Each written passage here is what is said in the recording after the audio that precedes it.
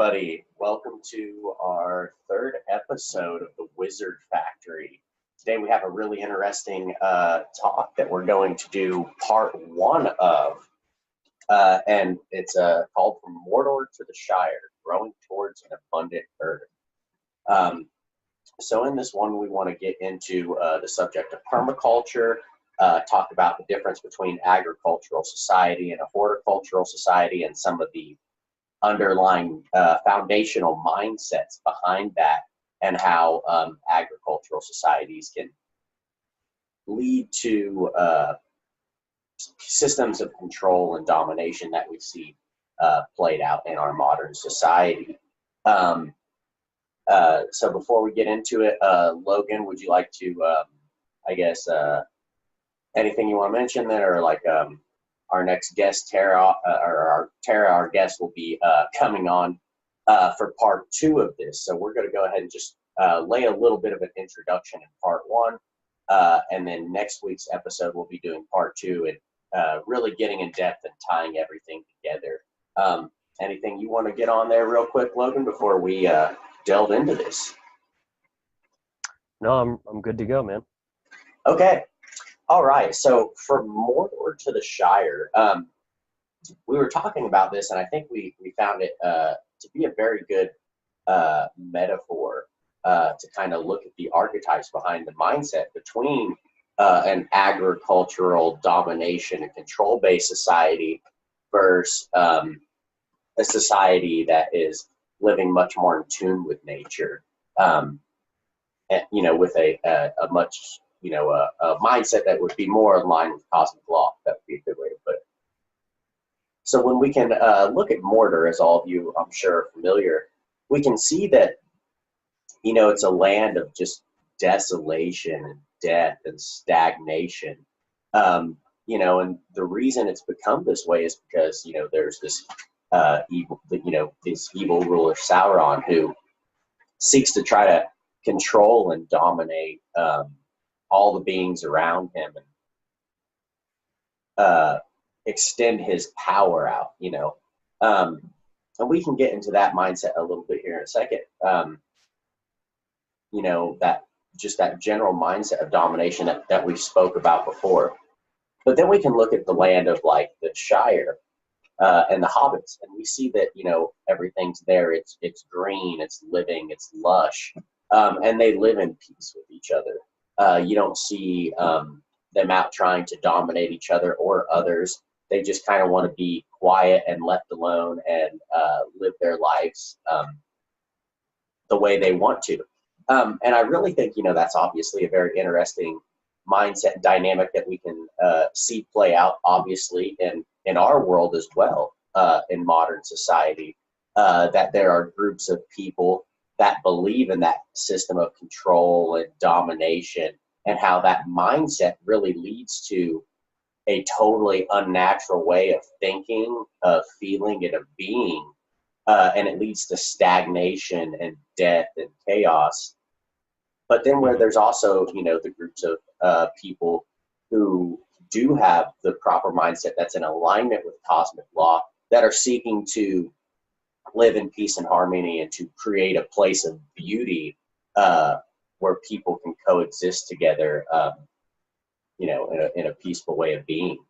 So I think that's kind of a good little riff there and an intro. If you want to hit on anything else or delve into some points here. Yeah. What ultimately I think we're kind of looking at this dichotomy between sterility and fertility, and it's like two very extreme polarities there. And what is the measurement or the metric that determines the sterility to fertility is that connection to life force, basically. The hobbits, they live off the land, and their food grows naturally. It's wild, it's just everywhere, it's all integrated. And that's a very important sort of imagery to keep in mind as we sort of explore some of these topics moving forward. But that's basically it, is kind of that sterility and how that comes with the territory of domination, authoritarianism. You know, you've got the patrolling orcs walking around looking for intruders, and just like everything is monitored and everything like that. Yeah. Yeah, I think that's a good point that we can look at here too, is that, you know, that you're hitting on that I think is really useful, is that ultimately it is between this stagnation and this fertility, but we could also look at it as death and life. You know, life is to be animated, to move, to create, to be inspired, to have the life force energy. Inspirited. And be, you know, to be stagnant, obviously, to not be moving, to not have that life force in you and be disconnected from it, is to be dead. Exactly. And an interesting kind of way to look at that too is think about when you actually do die. What happens? Nature sees your stagnation and it cleans you out. It reintegrates you. You know, all the worms and the bacteria and everything, just it reclaims your matter and reintegrates it back into the all, because you're dead. You're not moving. You're not you know, animated. Yeah, that's a really useful point. Definitely. Do you want to go ahead and delve into our first bullet point here then? Sure. So what we're looking at is essentially connection and working with nature versus fear and the need to control. So when we think about nature, you know, maybe like kind of observe your own thought. What do you think of when you think of nature? If you're a city boy, like I it's interesting because I grew up kind of both. I lived in the city, but I also spent a lot of time out in the country. So I kind of got that balance. But typically people who grew up in the city and didn't spend a lot of time outdoors, especially away from the city, tend to think of nature as this big, scary place full of wild animals and, you know, poison plants and just like, you know, peril, and like, oh, I don't want to go out there. I'm safe in my apartment or the grocery store or whatever. Like, fuck all that, you know what I'm saying? Versus somebody who grew up in the country, you feel at home there, you know? And what is home? What is home but not a feeling of safety and comfortability and just like, you know, familiarity. It's where your heart is, your care. Yes, home is where your heart is. Very nice. So essentially, this idea of wanting to control nature is coming from a place of fear, because all control is coming from a place of fear. You fear what you can't control, therefore you try to control it, so that it's kind of like, I got to get it before it gets me. You know, that's kind of that dog eat dog mentality there. So thinking of nature as just this big wild beast that needs to be tamed and domesticated is a very sterile mental state or perspective of it. So essentially that whole perspective of we need to control, you know, and you know, again, tying it back to agriculture, you know, that's what it's all about, is, you know, we need to make our little structured domains of food growing, and everything is highly, it's like Mordor, you know, you're monitoring it, you're removing intruders like bugs and all that kind of stuff, and etc. It's like, it's not real. It's like it's almost like a prison, a plant prison. Right. Yeah, and I think this would be a good place here to kind of I can kind of generally introduce what is, you know, since we're using these terms, we'll go ahead and define what is agriculture versus what is like a horticulture or like a permaculture kind of type society. Agriculture is the type of farming where you clear your soil. You're clearing everything out either through burning, and then you're tilling the ground, and then you're planting things, usually grains.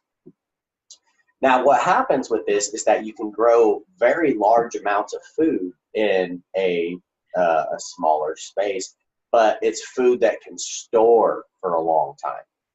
So then you have a surplus of this food, and then that led to, you know, people needing to guard that food, And that led to cities growing and having lords and people that are in charge of. That's the etymology of the word. Lord literally means like the keeper of the grain. Uh, Mm. so the person who had, was in control of all the food obviously became the person that was in control. And that makes a lot of sense. Now, a horticultural society is a society that tends to live in harmony with nature, like they're more of like a hunter-gatherer. And when they tend plants, rather than clearing a field or something, they would tend to plant that would already be there, like a wild, like if you would see like a nut tree or a fruit tree, you would just tend that. So you would make sure that if it's like needing a little water, you could bring it water, or you could clear the weeds away from it, or just kind of generally tend it, because it's a natural wild food source that's there all the time. So it's a totally different kind of mindset. And we can definitely kind of see really a good way to sum this up for, kind of a simple way is the horticultural society tends to be a lot more of like an animist, pagan, and shamanic mindset. Whereas when you get into agricultural societies, you start to see those really come in, and the ideas like monotheism and the Abrahamic traditions and things really developed out of, this history of agriculture, and eventually got to a point that, you're growing one crop or a few crops, with monoculture or whatever. Mm-hmm. It's very easy to go to just one God from there. And it's all these layers of control, and, tying in with the law of correspondence, as within, as without. So there's going to be, spiritual layers of it, physical layers of it, and all these different things. So I think it's good to look at all these different perspectives to get a really holistic view of it. Yeah, and you really just like said a lot right there that we could like every little thing you could open up and go into. So let's see here. I was gonna say maybe this idea of like monoculture, and how it's all geared towards one crop. Obviously, that's only even remotely useful or feasible in a system that is highly mass produce oriented, import export. No person is going to eat one crop and live off of that, right? So it's all about mass producing and distributing that, and then getting all this other stuff in from other places. And that, like globalism and mass trade like that, in some particular fields, I think can be really useful, especially for exotic things, But when it comes to food, I'm definitely of a firm position that it should be very localized. Yeah, yes, like in your own garden. Yes, you grow for yourself and maybe your family, maybe your community. But not much further beyond that. And obviously in that context, diversification is where it's at, because that's what our bodies thrive on, is lots of different nutrients from lots of different sources, different nutrient profiles from different, chemical compounds and everything like that. So let's see. You also, you also touched on the whole how monocropping can kind of tie in with monotheism, and you kind of blaze through that one, but that right there alone could probably be its own talk. Do you want to maybe riff off of that a little bit more? And I guess let's, a point that you brought up there was the diversity and the strength of that. But first we'll unpack kind of this, how this mindset between, monotheism and agriculture, and how horticulture can tie into more of an animistic, pagan kind of mindset. You definitely see in some of the Abrahamic traditions where, unlike in a polytheistic or a pagan tradition where the gods are in nature and everything is around you, the deity then becomes up in the sky. It doesn't necessarily become a part of nature. It's this god that is all about control. So if you have that mindset of that's how the micro or the macrocosm is working, you on the microcosmic level are going to imitate that. So you're then going to feel like you also need to control nature and to box it off and put it in little squares and, only have this one thing, much like we, with if you get stuck into a certain kind of dogmatic belief system, you only have this one belief system. You only believe in this one God. Well, we're only going to grow this one crop in this huge area.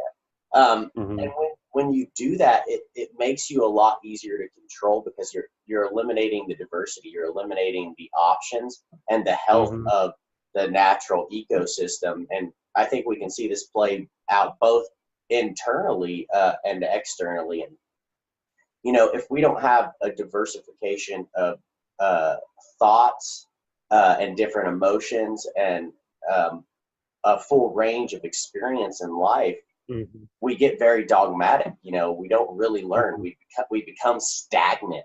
It's those spiritual blue balls. Yeah, and eventually leading to spiritual death. Because when the energy stops flowing, you're stagnant. You become dead. So the key is to always stay with that flow. And real quick, man, you also hit on something really, really good where you can kind of look at it like, okay, so we're looking at correspondence, as above, so below, and think of it from the perspective of a child. Your children mimic the behavior of their parents. So when you have one sky daddy up there that we're mimicking down here with, through the different, consolidation, the centralization, as he's centralized, then not only is that limiting yourself as an individual, spiritually, physically, all the things, but then you're setting yourself up to be the perfect slave for someone to step in because you've already been set up for that domination of that guy. Then the politician can come in and say, oh yeah, this is good, this is how the world needs to work, and I'm just going to step in here and I'll be the ambassador of the sky daddy, but here on the physical plane. And that's exactly what you see when you look through history, is the divine right to rule. I speak for the gods, just listen to me and they'll favor you and they'll, your crops will grow and blah, blah, blah. So yeah, I mean, it's really like, quite profound and astounding, just how much this whole agriculture thing is tied into our slave system here on planet Earth, which is, when I first started hearing this, it's a different way of thinking. It's not something super obvious. You're like, wait, what? Farming and like you wouldn't just intuitively link those two together, but when you really start looking at it, man, it's all there. It's very, very strong. Right. And then as I was saying, looking at a system that has diversity. So much like, in ourself, if we have a spiritual diversity, we can accept and entertain and look at a lot of different ideas without becoming dogmatic. We can expand our awareness and be willing to grow, and to also, to look around and see what's there and work with that. When we can also look into an ecosystem that has diversity, the more, and this is, very, very well known, the more diverse your ecosystem is, the healthier it is. But when you start cutting away all the different plant species and you're destroying the soil and you're not using the water efficiently and you're getting rid of a lot of the animal species that you consider pests, you're destroying that ecosystem, and then it becomes susceptible to disease. Because when you lose that diversity, you're sterilizing, you're stagnating it, you're trying to control it, make it just do this one thing that you think it should do without paying attention to anything else, or Mother Earth around you, or any of the other creatures that are living here in this reality field with us. It's a very disrespectful way to treat our sacred mother, to just claw at her with machines and to destroy that soil and to destroy the plant life and the animal life without taking the time to respect and reflect on what our actions are actually doing and the harm that they're causing. Right. It's almost like putting antibiotics in your body. It's the antibiotics of the crop world. Like you're sterilizing everything, you're killing everything, and then just trying to make one thing. Yeah. Yeah, and it takes a lot more resources to try to farm like that. In part two, we'll kind of get more into depth, and I'll actually share some of the statistics. And they will utterly blow everybody's mind, and this is something I encourage people to look at. But the numbers are truly mind blowing. Just even in the United States alone, Yes. the amount of potential energy that we're swimming in and we're totally just wasting, all because of the state of mind and this certain practice. But that if we can shift that and change how we look at things and operate in a more natural fashion in alignment with cosmic law and in alignment with nature, the amount of abundance that is there for us to utilize can really help us move towards and grow towards a freer world and a more abundant earth. So yeah, I guess we can go ahead and move into like our next little. Yeah. So I wanted to touch on this concept of like how we treat the earth is reflected to us in our experience. So again, always looking at the laws, the hermetic principles and the laws of nature. Right. So this is obviously another correspondence, but it's also karmic law. Ultimately, one of the best little adages that we all know that reflects karmic law or consequential law is we reap what we sow. We've all heard that so many times, but there's so much truth hidden in that one little phrase. And of course, it's nice and fitting for this topic as well, because it's an agricultural Right. metaphor. So really thinking about treating the earth is reflected in our experience. Having a damaged earth, a sterile earth, is reflective of having a sterile internal environment. That's good. It's so true.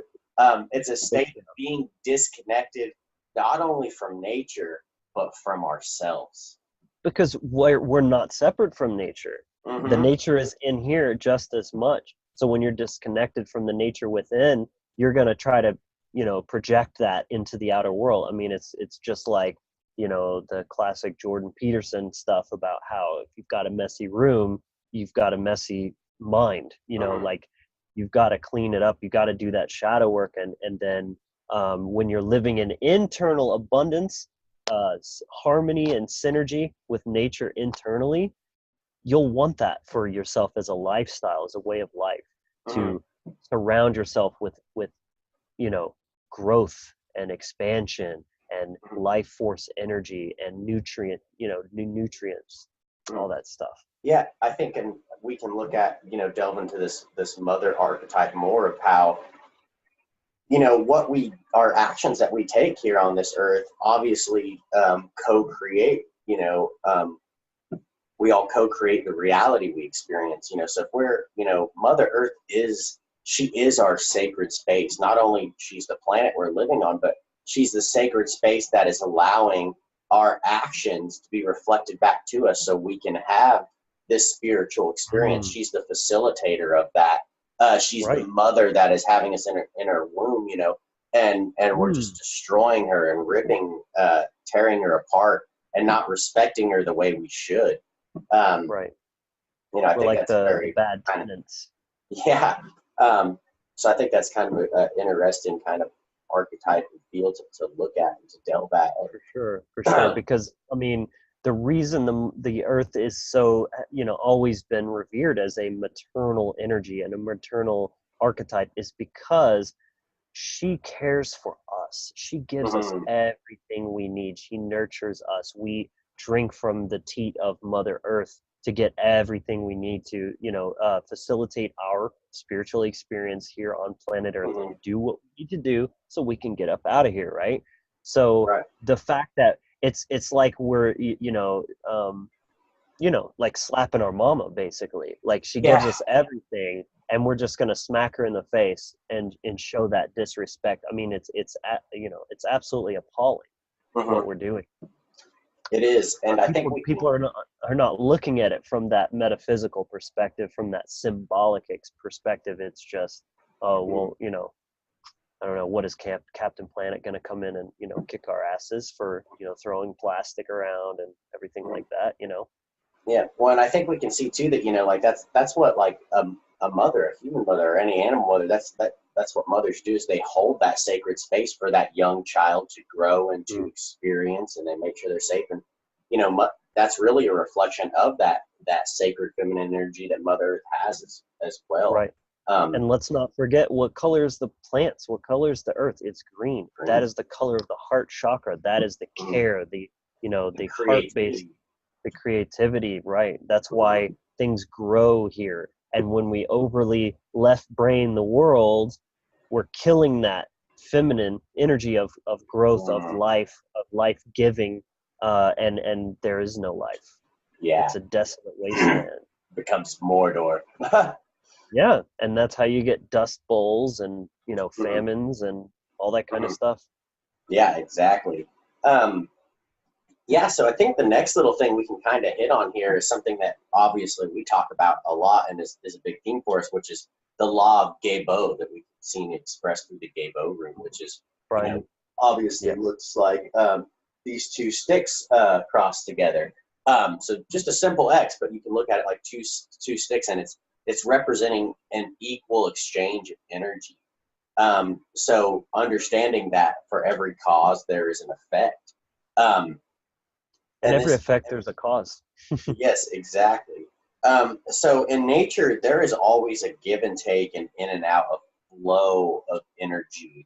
Mm. There's always some kind of energy exchange, and it's Matter of the fact, horde, right? It's the you can horde, look at, that's what an ecosystem actually is. That's why they work, is because they all have something to give and something to take. right? And when we get rid of that exchange of energy, or we break it down by removing the diversity that is allowing that energy to continue to grow and thrive and transform and continue to create. Every time we do that, we end up more, closer and closer to that point of stagnation and death. Um, and like I Mm. said, we can all of the subject. Obviously, we can see it, play out in the physical reality field in the context of agriculture and horticulture. But keep in mind that all of these are concepts and things that we can tie back into ourselves. Our ancestors, they didn't learn from books or anything. They got all this spiritual wisdom that they had from Mm. being and observing nature. Nature. So all the lessons are there if you just learn how to respect her and to observe. Um, Right. And real quick too, like another way to kind of apply that Gaybo dynamic is this, coming back to the surplus thing. You're basically hoarding the resources for yourself. It's that fear-based, I need more for myself because right. there might not be enough, and you're Hmm. not giving that, you're not allowing the flow out, so you're Hmm. cutting yourself off from the influx as well. That's kind of how Right. that works too. Right. That's why Exactly. greed is a sign of spiritual sickness, because it's Hmm. actually, you're afraid that of trusting in the laws of the universe, that what you give away will come back to you. Hmm. Yeah, it's about bringing in the energy and letting it move and flow. And we can Mm, apply this in, many different situations that you can apply it to everything in life, because it's a universal law. mm-hmm. Understanding this energy exchange, and that um, if you don't do anything, if you're just sitting there, you're not taking actions, if you're not willing to make the sacrifice to learn, to grow, to gain, to become abundant, you're just going to stay stagnant. You're going to stay in whatever state that you say you don't want to be in, but you're creating for yourself. Um, so learning that if you're wanting something, I think we could tie it into kind of the difference between prayer and sacrifice, of just sitting there and praying and hoping that some other person will do it, make it happen for you, versus the sacrifice of actually putting energy and action out there in order to get something back.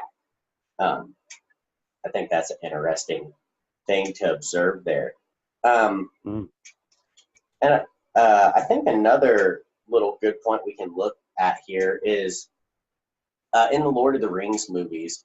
Uh, and I know this is obviously something I can relate to. Whenever people saw them, the Hobbit homes, those became very, very popular. So many people said to themselves as soon as they saw that, oh, that's such like a cute little house. I really want to live in that. And I was thinking and asking myself, why is that? And I think a lot of it has to do that it has the round shapes. It's built into the earth herself. You know, it's a very natural looking home. Womb-like, actually. Yeah, that's a great way to look at it. And I think this is what we can see here is in our collective unconscious and subconscious mind. We're so disconnected from ourselves and nature that our souls are yearning for that. So when people see that and then they don't know why it stirs them, but you know, they may consciously think, oh, that's a nice house or whatever, but there's something like deeper down that really draws them to that. And I think it's that working with nature. It's those curvy shapes, the roundness of it. And you know, you really see, like, especially you look at like some of the craft work and things that like pagan and animist people kind of create, extremely curvy and flowing, and you know, in the European tradition, obviously we had a lot of knots and spirals, and you know, all these flowing, very feminine kind of shapes. Right. Whereas if you look at like monotheism and kind of the Abrahamic traditions, they very much, they build in the very masculine, the straight lines and the squares, and you know, everything's got to be perfect, and all these different things. And it's a city reflection blocks, of two totally different mindsets playing out. You know, very interesting, I think, to observe. Right. Yeah, you got like the city blocks, you've got prison cells, skyscrapers, cubicles, right. And then all that is, and then you look at the grid work patterns of agriculture, and they're just these big squares with straight lines, you know, straight rows of crops. Everything is straight lines. That's masculine. The curve, the round, the slightly chaotic, that's the feminine, where you've got like, you know, okay, there's a orange tree over here and these vines of honeysuckle, and it's all just kind of like it's everywhere here and there, all flowing together. Yeah, right. Because you can think of the feminine like the weather, like it's always changing, and one minute it's stormy, and then it's sunny, and then it's windy, and then it's nighttime, and then it's daytime. It's it's always a cycle and a flow. Yeah, that is the catalyst of the spiritual experience. That change is what causes us to change, because we have to adapt to it, corresponding, always responding to the experience. Yeah, because if you're not changing, if you're staying in that exact same place, what are you? You're stagnant. You become stagnant. Dead. Yeah. Routine, schedule, all masculine, which is good sometimes. We're not just totally ragging on masculinity necessarily. It's just that it needs to be a balance, you know. Yes. When you come in and you clear the weeds off of your, you know, your food tree, that's masculine, because you are like, you know, sort of ordering the chaos a little bit, picking apart from a monk. So yeah, I'd say that's definitely definitely what. Well, there's your discernment. There's your discernment. That's a weed. That's food, and those are not the same thing. And this is what I want, and this is not what I don't want. So I'm going to take action to create more of what I want. That's very masculine. Taking action, discernment, all those things. Yeah, exactly. And I think a great point that we can also look at here is kind of shit as the catalyst for growth. And this is something that you know, as a, you know, obviously I'm very much into gardening and permaculture myself. It's a huge part, you know, of my life, and something I very much enjoy. And this was kind of a lesson that I learned, you know, obviously just working in the garden with compost. But a lot of people could see, you know, you could get a big, you know, truckload of compost delivered, and you know, a lot of people would just see a big, smelly, steamy pile of shit. But if you can apply some of the wisdom of a gardener here, you can look and see that and understand that that is all fertilizer. That's something that you can use, and it's a fertilizer. It's the catalyst for growth. So, and I think we can take this and look at this as a great metaphor for our current conditions in the world, that, and especially, you know, kind of in the truth community and things. I think there's sometimes an attitude here that the world and the situation that we're in is very shitty. You know, we kind of see a lot of poison worldview out there where everybody's like, oh, everything's shitty. There's this control system. It's kind of this whole like doom and gloom kind of mindset.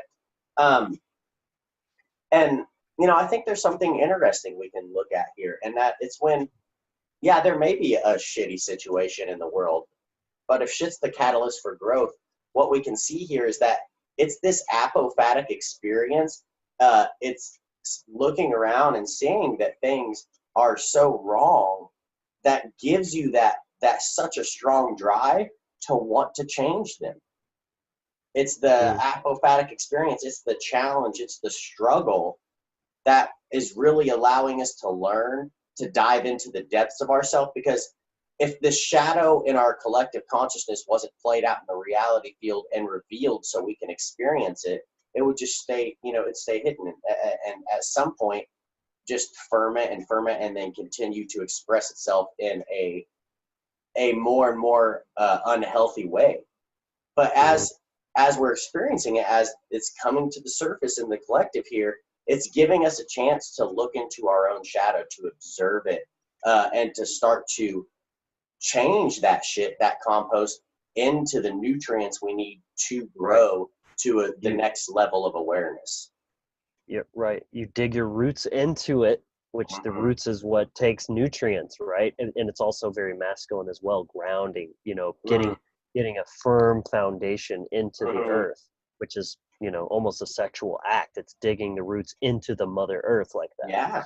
And, you know, and pulling those nutrients out that pulls it up and integrates it. Yeah. Yeah, absolutely. You know, to tie this together here, this is a concept that I'm really passionate about, and I just find it very, very profound, and we'll probably be talking a lot about this. In fact, Brian and I were just talking about doing a whole episode just on this one concept, because it really is very profound. And that's the idea of the simplest definition of sickness is a separation from nature. That's what you get. And it doesn't matter whether it's in the body, in the earth, like you can observe it anywhere, is when you get separated or have unnecessary boundaries between you and that life force energy that we're talking about, that spiral, that you know, life force. Stagnation and sickness will breed right there. So what happens when you live a sedentary lifestyle? You get sick, you get fat, you get slow, you get lazy, because you're not moving, you're stagnant. That's good.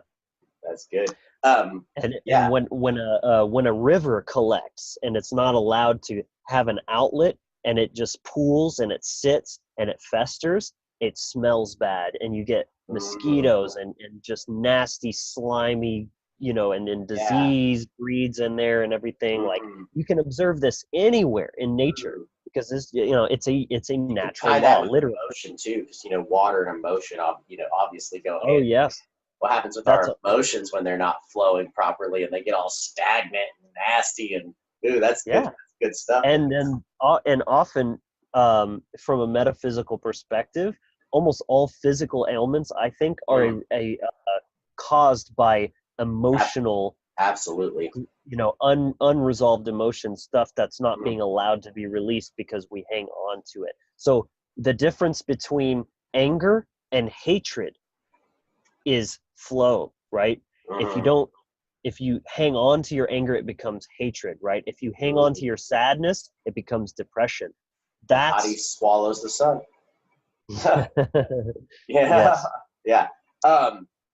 Yeah, I think a good point here that we can you hit in, like, you know, tying in the disease, sickness, and how, you know, this stagnation will lead to disease, as we can look at animal agriculture. And it's very well known that obviously our flu viruses, you know, there's the swine flu that you know, comes from pigs. We have all things, you know, the avian flu, those are coming from chickens and birds. There's a lot of our diseases and the common illnesses that we have that a lot of people are worried about all the time. They come from this animal agriculture, because what are we doing? We're taking animals that, in many cases, not all, but many cases, are herd animals, that are supposed to move and flow, we're breeding them in mass numbers, and then we're keeping them stagnant in a close quarters. And whenever you keep like one kind of species in close quarters, disease spreads a lot more. It works the exact same with plants. So if you have a whole field of corn, it's all that disease spreads easier because there's only one. There's not enough genetic variety to fight it off. That genetic diversity that allows they're not participating in the ecosystem as well. Exactly. That's so on point. Yeah, man. Mm-hmm. Yeah. And then I also wanted to tie it back to cancer as well, because look at what is the most common, very well known causes of cancer. Besides sedentary lifestyle, which I've already talked about, is a overly processed and denatured diet. So you're not eating living foods. You're not eating plants that are still alive. You're eating chemicals. You're smoking cigarettes are full of chemicals. It's not even the tobacco. It's all the chemicals they put in the cigarettes that's causing the cancer. And it's because you're separated from nature. So I mean, without fail, this is a universal law. And a really cool little way of looking at this that I learned from this guy named Amun-Ra El, who's on Facebook, got really good stuff. He said, basically, you're given the chance, when you are born into this body, you are given the chance to live right, to live connected to nature, in alignment with nature. And if you fail to do that, because it's your responsibility and you have the choice, you always have the ability to do that. If you fail to do that and choose to eat death, nature will take your body back from you. You will die, and nature will reintegrate you back into the soil, and you will be recycled, and you get to try again. Better next. Thanks for playing. Try again next time. Nice. I'm gonna pause it for just a second. So I think that pretty much wraps up the points that we wanted to hit on tonight. So just to kind of like reiterate, sort of review and tie this all together, we introduced agriculture and permaculture, and talked about kind of what the difference is and the philosophies behind them, and why it's not really in alignment with what it means to be a human being, a spiritual, conscious human being, rather, I should say. We looked at all these laws of nature that are self-evident, that are all pointing the same way. All these reasons we can look at and say, like, this is not what we're supposed to be doing the way we're doing things right now. Right. And why permaculture is coming around with a fierceness right now, because people are tired of the failing system. They're tired of many, many things, and they're ready to, take some control back. Abundance. Right, exactly. Any other points you wanted to sort of recap on? Yeah, so I guess I kind of like let people know what to expect in part 2, which is where we'll, like I said, in this part, we really wanted to kind of set the stage, introduce the general mindset and everything. And then our next episode, we'll be bringing on our wonderful guest, Tara Green. And we're actually going to be delving into, more of like the meat of what permaculture really is, looking at some of the statistics, some of the numbers, and then all the different potential there, and then also get into the solutions. So we have this problem, we can understand why it's going on. Now what do we do about it? So that's going to be part 2. Right. Yeah, absolutely. Very, very good. But yeah, that's all I had. No, that's great, brother. So just a couple of little points to make here at the end.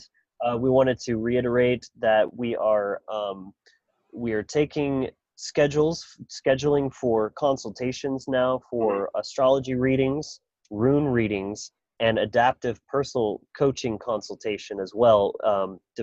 Just in any type of area that you feel you could use some reflection on, suggestions, solutions, anything like that.